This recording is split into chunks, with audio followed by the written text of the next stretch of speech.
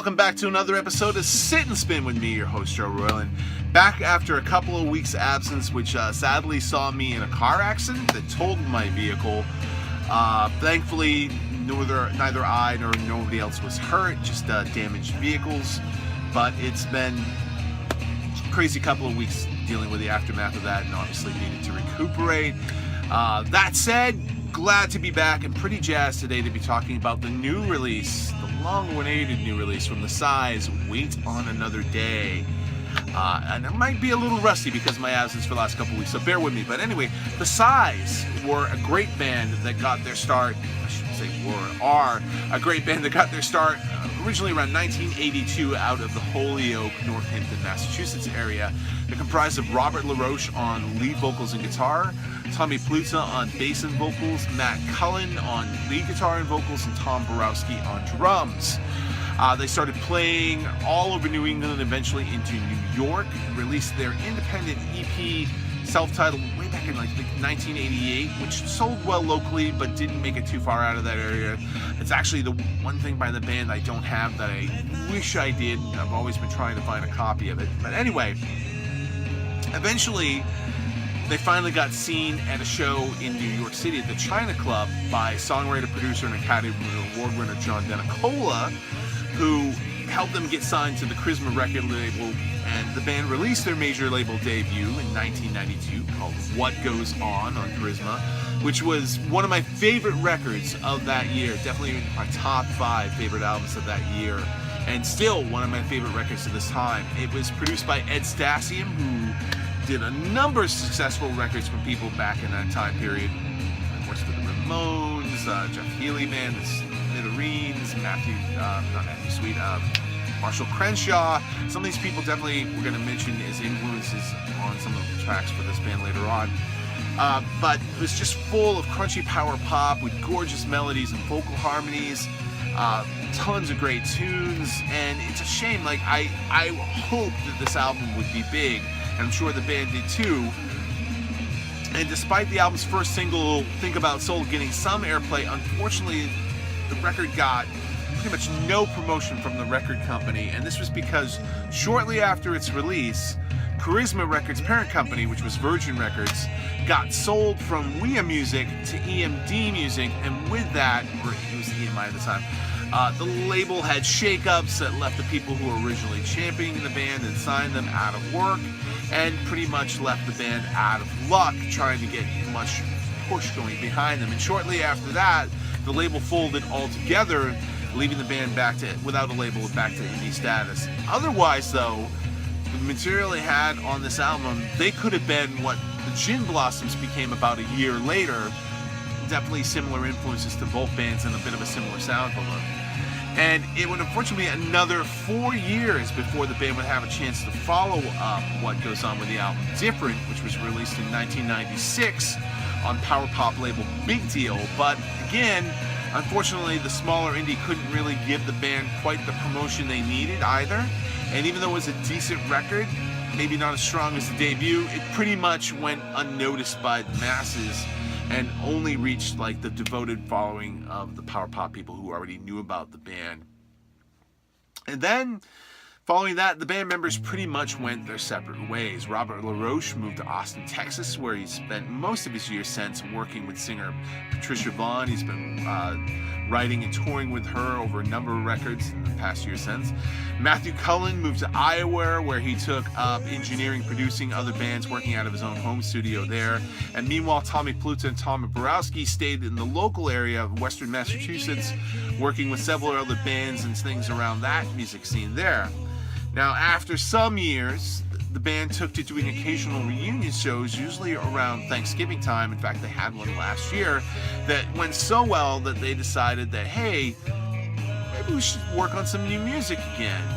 And not long after that, coincidentally, guitarist Matthew Cullen stumbled upon a box of old tapes in his home that the band had recorded as demos right around the time and following the What Goes On album. So from like 91 to 93 is back from when most of these demos dated from, some even as far back as 1987. And when the rest of the Size and Jon Lamoreaux had a chance to hear these tunes, they decided the material was Too Good to Remain Unheard. But rather than kind of just polish those up, they actually went back into the studio in John Dennicola's home studio in upstate New York to re-record new versions of these songs. So LaRoche, Pluta, and Borawski basically recorded most of the album's basic tracks in 5 days' time, and then sent the tapes off to Cullen in Iowa, where he added all his guitar leads and parts to them in his own home studio.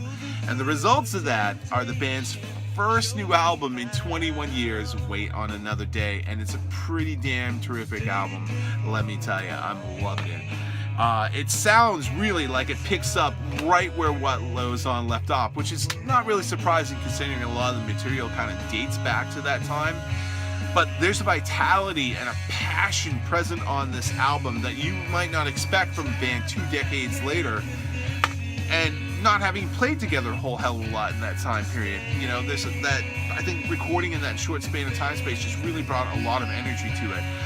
Robert LaRoche has lost not an iota of his soaring vocal range, and Matthew Cullen's sweet lead work continues to score in all the right spots, never overwhelming the songs, but always emphasizing them. And Pluta and Borawski also continue to be a powerful driving rhythm section with many inspired bass and drum lines from both of those guys. Now, the album opens with the heavy sending riff of the track It's Real, I Can't Let Go, which is kind of a sister song to What Goes On, I Think About Soul from What Goes On, I should say. Words of Love has an interesting shift from more darker beginning to lighter parts in his chorus. The track you're hearing right now, very reminiscent of early Smithereens. The album's title track, Wait on Another Day, chimes breezily by with a kind of 60s vibe that recalls Marshall Crenshaw to a bit. And I will say, though, that some of the melody lines in the verse parts are straight out of the Monkees' Pleasant Valley Sunday. Not complaining about that, though. I dig it. Big fan of the Monkees, so that's all cool by me. Acoustic guitars kick off the album's next track, which is the laid-back Thoughts of Another. Socialite brings the volume and the pace back up with another winning rocker of a number. Love from Lisa starts on sort of a bit of a 60s vibe, with a bit of a sitar and some Beatlesque kind of affected reverby vocals that turns into this gorgeous parts in its vocals in the choruses in particular. Just great track. That is followed by Lift Me Up, which takes a more melancholy turn that features some wonderful vocals from Robert LaRoche in a bit of a dark ballad trying to find light. Into the New Light, speaking of trying to find light, it's kind of great that it follows that song up, maybe not coincidentally. Also features a bit of a late 60s Beatlesque feel to it in the string section. And then the track which follows that is kind of similar to not only the Beatles, but also recalls the Zombies. There's a bit of a Beatlesque horn section going on in the back, but otherwise really more reminds me of the Zombies so much than the Beatles. But again, just great influences to have if you're going to have them. And the album officially closes with the track Half a World Away, which again is more acoustic driven, but features some great multi-track slide solos from Matthew Cullen. And I say officially closes the album because that's the album as a whole, but there's an added bonus for the 11th track with a live version of Think About Soul. Told you we'd get back to that one again, which was recorded at last year's Thanksgiving reunion show, and just shows that even in the live setting, this band has lost nothing over the years apart and can still deliver the goods right now, even live to this day. And speaking of Thanksgiving live reunion shows, there's going to be another one from the band this year on Friday, November 24th. They just announced it. It's going to be happening at the Lyman in Holyoke, Massachusetts, for those who wish to attend. I would love to see it myself, but unfortunately, given my work schedules, especially around the holidays, that may not be a possibility as much as I'd love to happen. But if I can make it happen, I'm going to try to go see it. In the meantime, though, Wait on Another Day. Just, if you're hearing it now, just what a great rock and power pop album of new material, even technically old music from the sides, and it's so great to have them back on the scene again with such a great album. In a perfect world, this should be a monumental smash record. Unfortunately, in today's music scene, unlikely that's going to happen, but this is the follow-up album I've always been waiting for from the band, and the fact that it's come 2 decades later doesn't matter to me one bit. It's available via CD Baby or Amazon. I'll put links to where you can get it off the site. You can check also the band's Facebook page or their website, which again, I'll provide links to those where you can get the record, but definitely pick it up. My friend Jon Lamoreaux over at the Hustle podcast, I'd be remiss not to mention, if you didn't see it a couple weeks back, he had an interview with Robert LaRoche, and definitely check his site out to hear that.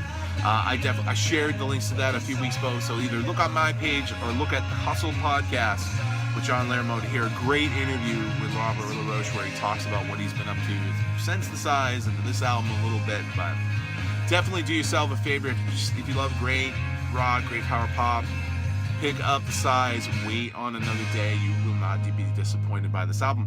And that's the show this week. Thanks for tuning in. Thanks for sticking around and being back.